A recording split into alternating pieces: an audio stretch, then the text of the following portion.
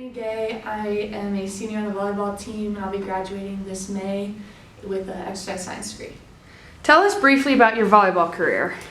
So I started playing club volleyball when I was in second grade, and then played high school 4 years, varsity, and then went to North Idaho College where I played volleyball and softball, and then came here spring of 2017 and joined the volleyball team.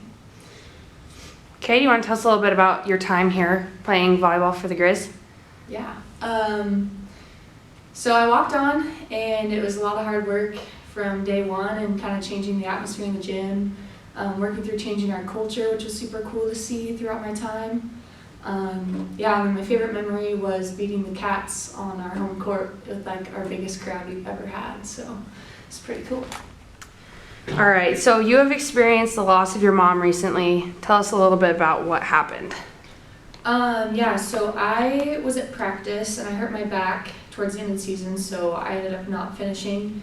So I was flipping score and my watch just started buzzing like crazy, and my sister was calling and then I answered. I was like, I'm in practice, and then just hung up, and she sent me a text and said, you need to call me now, it's about Mom. And so once that drill was over, I went back into our little storage room and called her back on my watch, and she was like, I just wanted you to hear this from me, but like Mom is not breathing. And that was all she said. She's like, that's all I know, I'm on my way over there. And I was like, okay. So kind of just started breaking down right there, sister, and she said, here's Dad. And he just said, I'm sorry. And I just kind of broke down right there in the locker room, and my teammates started coming in and they were like, we'll take you home. And I was like, no, I need to find Reggie. And so then finally found Reggie, and then we went to his house, got his stuff. He dropped me off at my pastor's house. I talked to him for a little bit, and then ran to my house, grabbed my clothes, and then we headed to Coeur d'Alene. My dad called me as we were on the road, and he said all they know is it was either a heart attack or a stroke. We never did the autopsy or anything because we're like, well, we know it was something like that.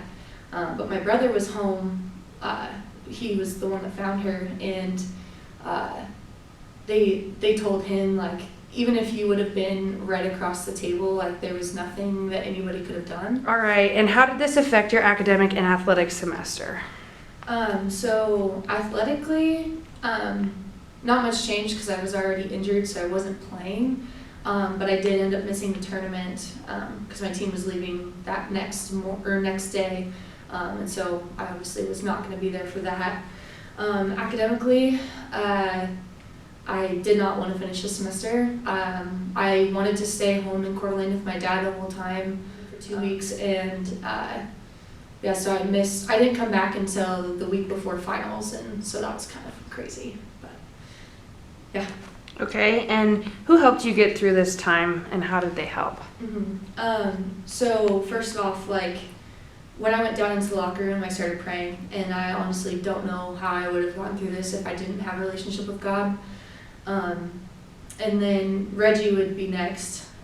He was there through everything. He's pushed me to finish this semester, or last semester, and I honestly would not have.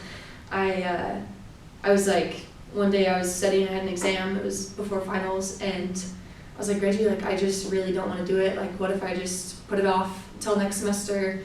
And he's like, Brittany, it's been 4 months, you need to finish this semester, you have 2 weeks left, you can finish it. And so we kind of had a little heart-to-heart there. He kind of pushed me a little bit, but okay, go. So then Jen, our academic advisor, was super helpful. She contacted me a few days after we got back to Coeur d'Alene and said that she would handle everything with my teachers. I didn't need to contact them, they'd already been notified. And then when I got back to Missoula, she met with me right then. The academic center was closed, she came in and locked it for me and kind of went through all of my options as far as classes could go.